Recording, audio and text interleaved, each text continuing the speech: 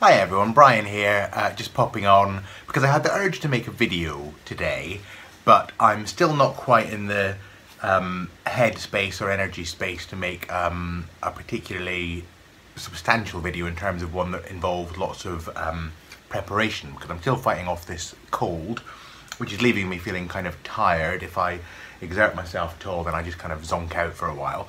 So that's kind of frustrating, but I'm just going with the energy, which is why I haven't even brushed my hair for you today, and I'm still in my scruffy t-shirt, and you know, I've not really made the effort I normally make. But that's okay. I'm just going with that kind of calm, relaxed energy, and it's working for me, so that's good. However, I did see a video that really got me excited because it touched on a couple of things actually that I've been thinking about quite a bit lately. And the video is a video that was actually done as a response to another video, and the video I saw was Katey Flower's video for the Wheel of the Year book tag, which was her VR to Crescent Moon Reads, who originated the tag, and I think she was actually tagged by Danny Lang. So, but I saw Katey's video and I had a look at it, and then I've looked at the others as well, and it just really excited me because the principle of the tag, the principle of the original video, is a genius idea, is take each of the 8 stations on the Wheel of the Year and relate each of those stations to a favourite book. So this is a brilliant way of finding out what other people in the community are reading and what they enjoy reading and what influential and inspirational books they've read. And also it's a really good way of connecting with the energy of the Wheel of the Year. And the reason this attracted me so much is twofold really. One, I mentioned a while ago that one of the things I want to start introducing into this channel is a strand of conversation and some videos about the topic of writing and books and reading and so on, partly because I'm working on a book, or I'm gearing up to be working on a book, a novel, at the moment. And the other reason is that although I actually am quite mindful of the Wheel of the Year, and I have a couple of perpetual calendars around the house that remind me of where I am in the Wheel of the Year, and also I'm fairly in tune in terms of being aware of where I am in the Wheel of the Year just by observing what's happening in the world outside. That's always been the case with me. However, I haven't really got it very integrated into any particular practice, and that's something I'd like to change. I'd like to do more work on the Wheel of the Year. And consequently, I've been thinking about the Wheel of the Year, and I've been thinking about books and so on, and so this tag came along and I thought, what a brilliant way of marrying the two together, and also what a great idea for a video response for me, because it means that the most effort I have to do is go and rummage around in my bookshelves, which I'm always happy to do, and find some of the books that I want to share with you. So that's what I've done. So I'm surrounded by books. I'm always surrounded by books, but I'm even more surrounded by books now, which is kind of bad because we're actually in the process of getting ready for our house renovation. So really, I should be boxing my books up and putting them away. But I just get separation anxiety if I do that. If I actually am not near my books and I don't know where they are, I find that quite difficult. So this is going to be a challenge for me. So so what I'll do is I'll just go through I'll put the instructions of course below, and I'll put Katey's video below and the other videos that I watched before starting this, but I will just crack on and I'll start and I'll go through what the different books are in relation to the different seasons. So the first one is Imbolc, and that's about, the prompt here is New Beginnings, Rebirth, Moving into Spring. What new to you book series are you anxious to start? Now this was a bit tricky for me because I actually am in the position now where I'm doing more reading, non-fiction reading than fiction reading, and I'm actually a bit hesitant to start too many fiction books or series, partly because I actually want to channel more of my energy into writing my own fiction. However, there is one that really attracted me, and I'd love to hear from you if you've read this series, but the first book in the series is Advent by James Treadwell. And the reason that this attracted me was I saw it plugged as being not similar to, but having connections with the kind of writing that was done in the 60s and 70s by British writers like Alan Garner and Susan Cooper. Alan Garner wrote The Weird Stone and Prison Gammon and various others, and Susan Cooper wrote the Dark is Rising sequence, which may or may not feature later in this video. And this book is plugged as being similar to those, and I enjoyed those, so that attracted me to this book. And there are two other books in the series after this one, as far as I'm aware. One called Arcadia, that's the third one I think, and then the one before that, the second one is Anarchy, I think. So, but anyway, this one, Advent, I haven't read yet, and I'm going to start reading. Just to give you an idea of what it involves, on the back it says, "For centuries it has been locked away, lost beneath the sea, warded from earth, air, water, fire, scrying, thought and sight. Now magic is rising to the world once more. And a boy called Gavin, who thinks only that he is a city kid with parents who hate him, and knows only that he sees things no one else will believe, is boarding a train, alone, to Cornwall. No one will be there to meet him."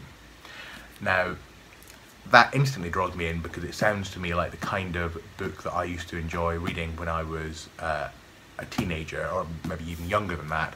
But this idea of somebody going on a journey on their own into the unknown in a fairly domestic setting, but you know it's going to build up and move into a kind of magical world. Now that's the blurb from the back of the UK edition. Just to read you what it says on the US edition. I think the US gets a slightly more exciting blurb, because what it says here is, "When Gavin Stokes visits an estranged family in Pendura, a distant estate in Cornwall, the last thing he expects is to enter a world where the consequences of an ancient betrayal are being played out. If he accepts the challenge that this new world presents, he must confront an ancient evil and the crimes of the past that have taken the form of ghosts like Miss Grey, who has haunted him from earliest childhood, and Marina, a little girl who also lives at Pendura, and Swanee, Marina's mother, a mermaid. What Gavin soon discovers is that magic is real and menacingly dangerous." So I think this is going to be one of these things either I'm going to love, or I'm going to find it a little bit twee and I'm going to not love it. But I hope I love it, so I'm looking forward to reading it anyway. So that's my first pick for Imbolc, James Treadwell, and Advent, or the beginning of the Advent series. So that is the first one. So then the next prompt is Ostara. "Perfect balance, light coming to defeat dark." That's a clue. "The first day of spring, name a book with a happy ending." Well, you'll see in this I'm going to cheat a little bit, because I'm not going to name a book. Well, I am, but I'm also going to name some others. So the first book I'm going to name is Oversea Under Stone by Susan Cooper, which is the first book in the Dark is Rising series. And then I'm actually going to go on and name the others, which is the Dark is Rising itself, Greenwich, The Grey King, and Silver on the Tree. And the reason that I've named this is that I've read these many years ago. The most famous is The Dark is Rising. That's one that the sequence is named after, and it's the second in the sequence. But originally it started off as a standalone book called Oversea Under Stone, and then several years later Susan Cooper wrote The Dark is Rising and the other three. So they really come together as a set, and this was a standalone which she wrote before she knew it was going to be a series. Again, Cornwall features in this. So on holiday in Cornwall, the three Drew children discover an ancient map in the attic of the house that they are staying in. They know immediately that it is special. It is even more than that, the key to finding a grail, a source of power to fight the forces of evil known as the Dark. And in searching for it themselves, the Drews put their very lives in peril. This is the first volume of Susan Cooper's brilliant and absorbing fantasy sequence known as The Dark is Rising. And what I like about this is it's a fairly straightforward story, but it is very interwoven with myths and legends and allegory and mystical kind of overtones that are very much related to the kind of, I'm going to just move my camera because I hope I'm not covering up the microphone. Hopefully the sound has not been bad. Now you're wobbling about. Let me stop that. which is related to kind of the matter of Britain, and is just really fascinating to me because it kind of gives you a good jumping off point into reading about legends, particularly kind of Celtic Welsh legends and British folklore. And they're very well written books, and of course the story, there is a story in each of the books, and so there is a kind of a good versus evil sequence in each of the books, and I'm not giving too much away to say that each one is a satisfying has a satisfying conclusion in its own right, but there is this kind of overarching story arc, and the characters in each of the books come together at various different times, and it weaves together until you get to the last book in the series, which is The Silver on the Tree, and it comes to a climax of the whole sequence. And again, I'm not, I think, going to spoil it too much to say that the ending overall is happy, but it's not a twee kind of happy ending. It's not a kind of they all lived happily ever after and that was it. There are consequences, and there are penalties, and there are losses in this sequence, and it's highly recommended if you like that kind of thing. So that was Ostara. So next, Beltane, vitality and fertility, the peak of spring heading into summer. It's a time for passion and love. Name your favourite passionate couple, canon or not. So I actually don't have a copy of the book here, but I am going to name for this my favourite passionate couple, and in some ways a very archetypal passionate couple, are Katey and Heathcliff from Wuthering Heights.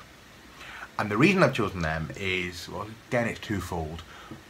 In terms of them as characters themselves, what I like about them is, again, they're not, although they're archetypal, they're not cliched in the sense that they, and you know, again, it's difficult to do this. I'm going to assume that, you know, you'll know the story of Wuthering Heights, and if you don't, you probably could have had it spoiled before now. So I'm going to tell you that it doesn't have what one might consider a conventionally happy ending, but it also has an ending which goes beyond the end, if you see what I mean.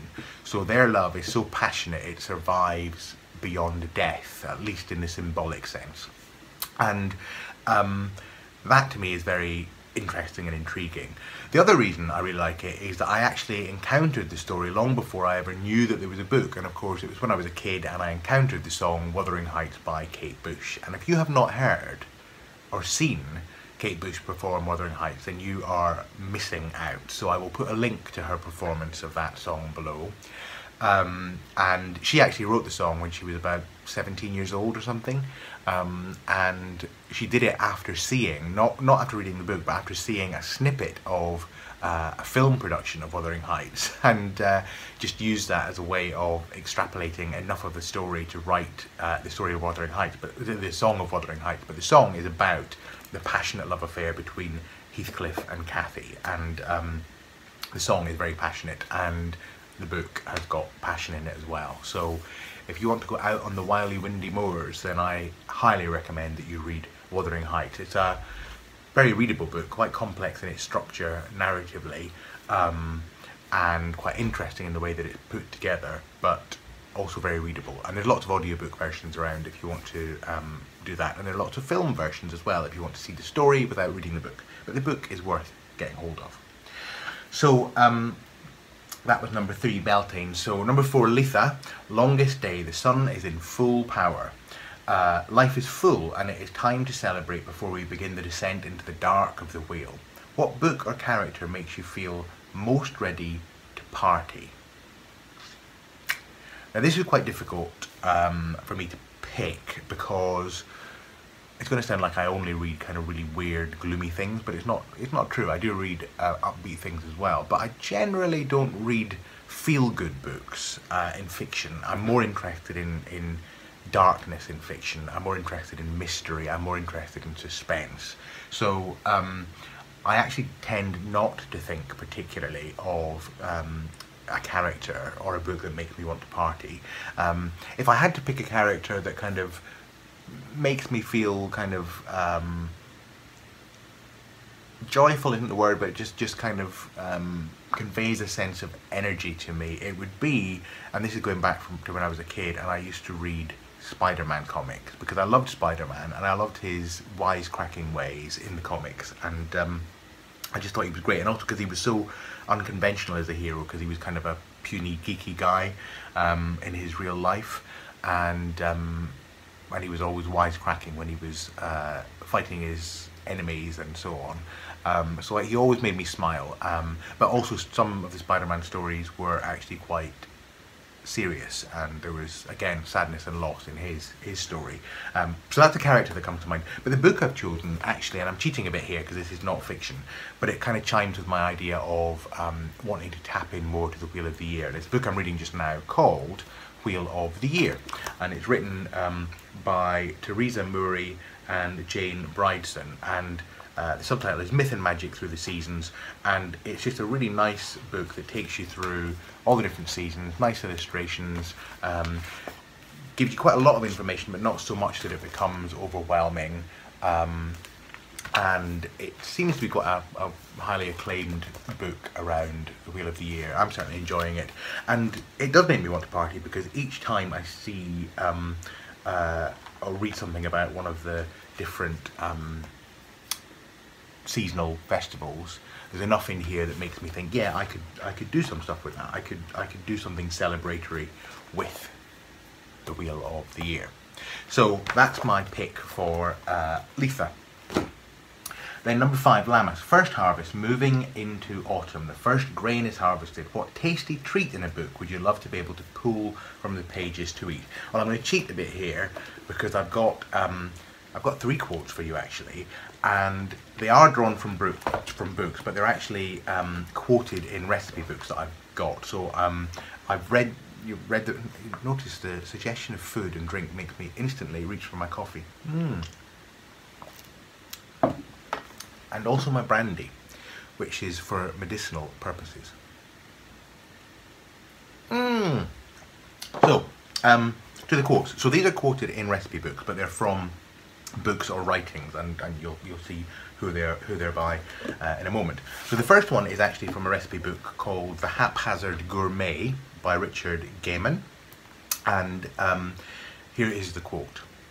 This is what makes me want to pluck these things off the pages and eat them. I awoke at 6:30 AM and looked out on a grey landscape that would have dispirited Gustave Doré. Palpably damp, lunar in its defoliated desolation, it made my bone marrow feel as though I somehow had extracted it and left it in a dish on the back step all night. It was one of those mornings when a man could face the day only after warming himself with a mug of black coffee, beaded with steam, a good thick crust of bread, and a bowl of bean soup. So that makes me want to rush madly into the kitchen to make a big pot of bean soup and fire up the coffee machine and wolf down some bread. So that's my first quote. Oh, and by the way, this is from a book called Comfort Food by Sue Kreitzman, who is one of my cookery inspirations, and just a very interesting cookery writer and artist.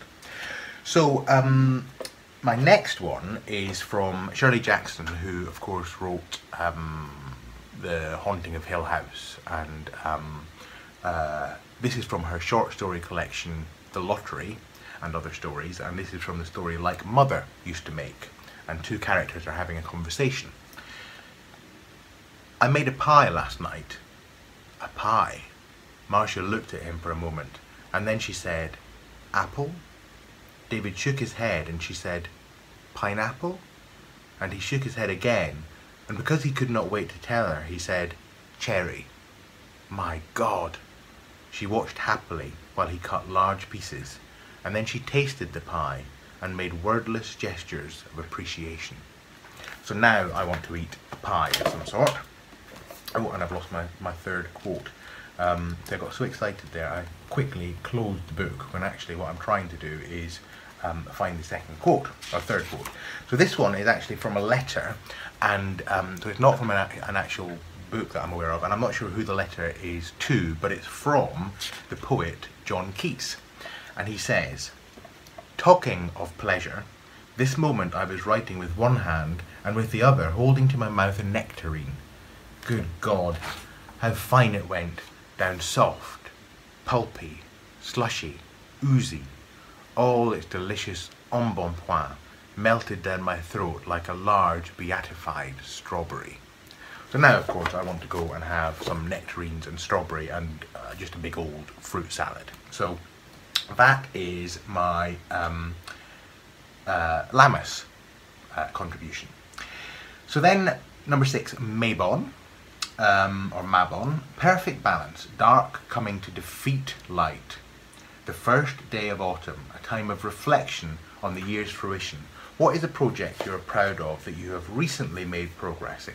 Well, there are 2 I'm going to mention, and I've spoken about them on this channel before. And I'm mentioning them because I'm proud of making progress, but I'm also kind of looking for motivation to do more with them, because I'm conscious that more needs to be done.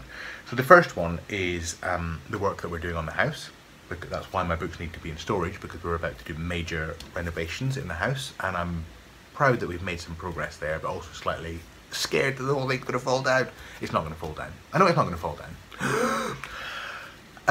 And the second element of pride is, in terms of a project, is work on my novel. So a little while ago, although I haven't done anything very recently for various reasons, I did a little while ago sit down and plot out the main character's plot line and a few of the other characters as well, and I have got that now. I know what the main arc of the story is, I know what's going to happen to my character, I know what's going to happen to some of the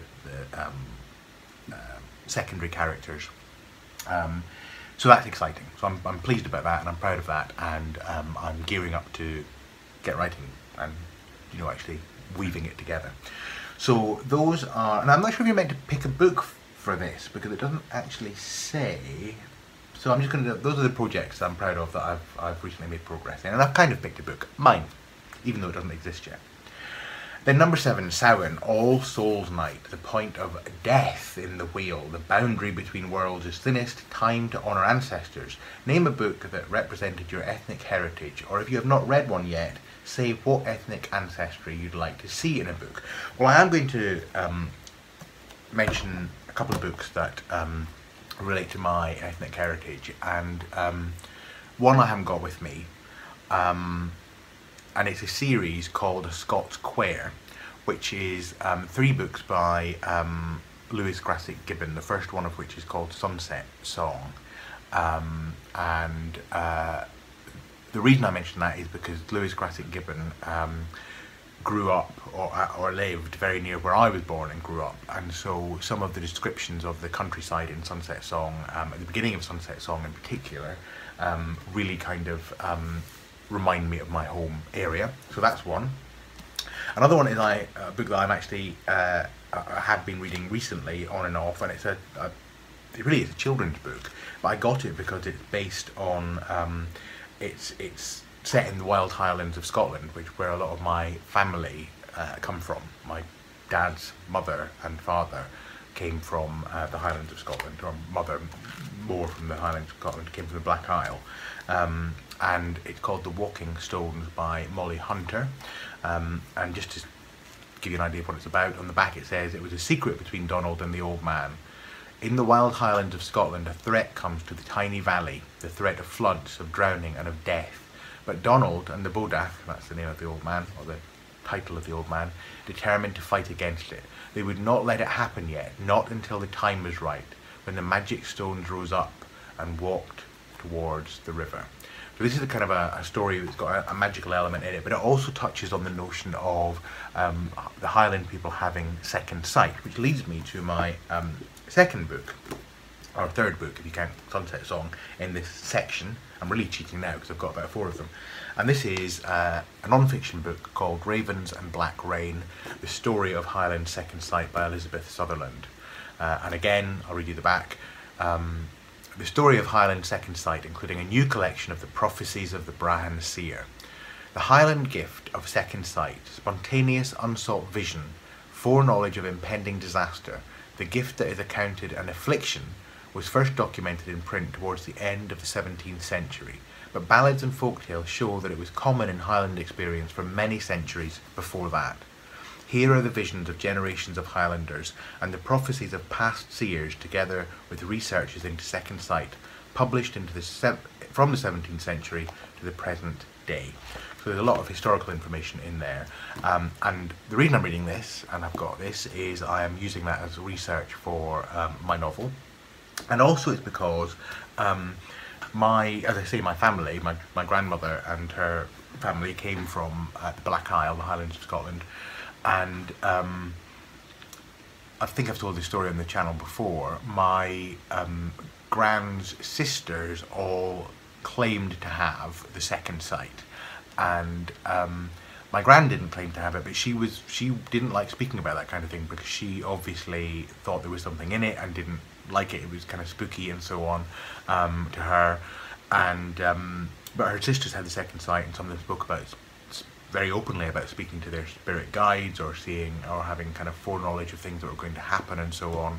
And I have been told by people on that side of the family that I have got the sight, but I'm not entirely sure that that is the case. I certainly don't, I'm not aware of knowing anything more than other people, other than kind of, you know, an intuitive sense, but I don't really, I suppose I don't think of that as second sight, but some people would. I just think of that as being a very natural faculty that some of us are maybe more in touch with than others. Anyway, that is why I'm interested in ravens and black rain.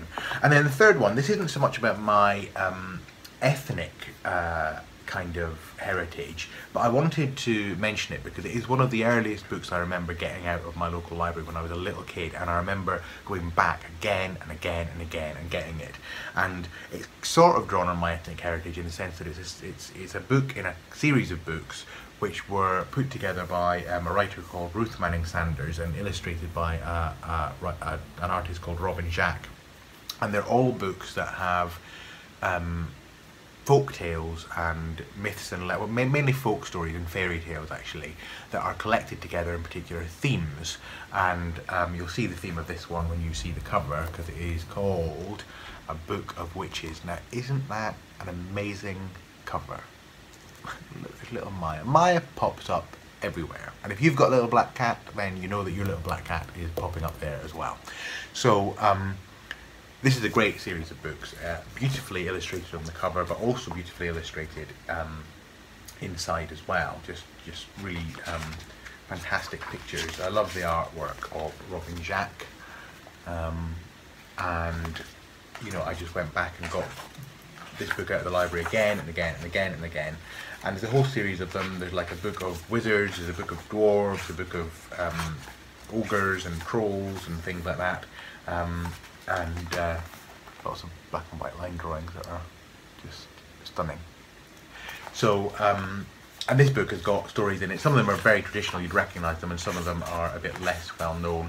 The Old Witch, Rapunzel, Lazy Hands, the Twins and the Snarling Witch, Esben and the Witch, Prunella, the Donkey Lettuce, Hansel and Gretel, Tatterhood, the White Dove, Johnny and the Witch Maidens, and the Black Stairs Mountain.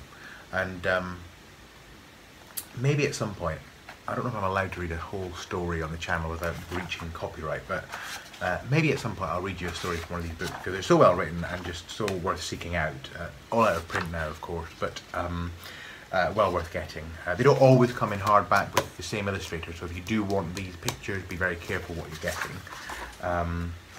But the other books in the series include, here, so we've got a book of witches, obviously, a book of giants, a book of dwarfs, a book of dragons, a book of wizards, a book of mermaids, a book of ghosts and goblins, a book of princes and princesses, a book of devils and demons, a book of charms and changelings, a choice of magic, and a book of ogres and trolls, and I'm sure there are some others as well. So that is my pick, because for me that kind of reminds me of my heritage, because it reminds me of the little library I used to go to in Carnoustie, Scotland, where I grew up. I was born in Dundee, but I grew up in Carnoustie.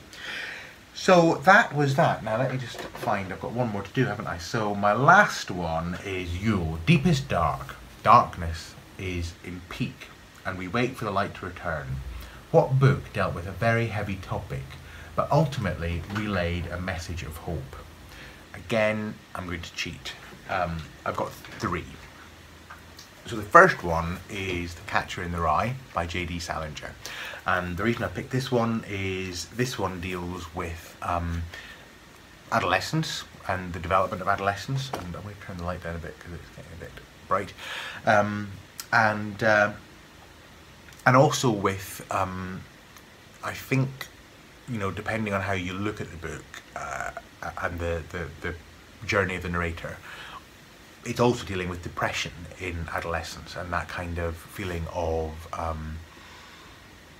angst and hopelessness and annoyance at the world that sometimes we go through, whether we're adolescent or not.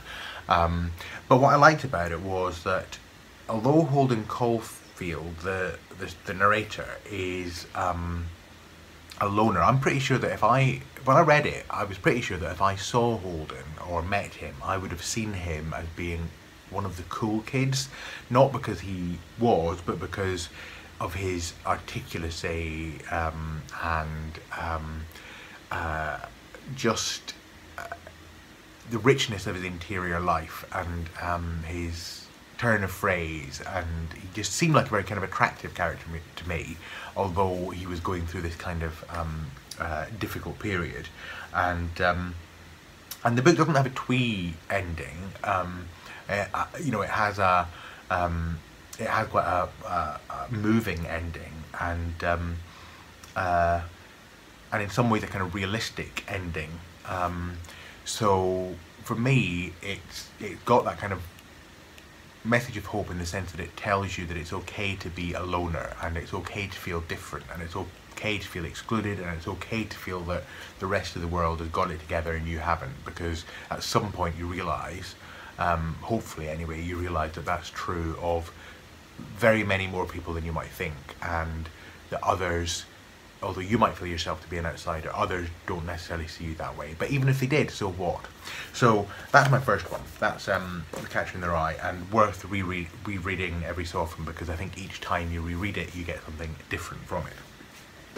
Then another one is Miss Garnet's Angel by Sally Vickers, and this is a really nice story. It's about an elderly lady who goes to Venice, and kind of has a romantic stroke kind of,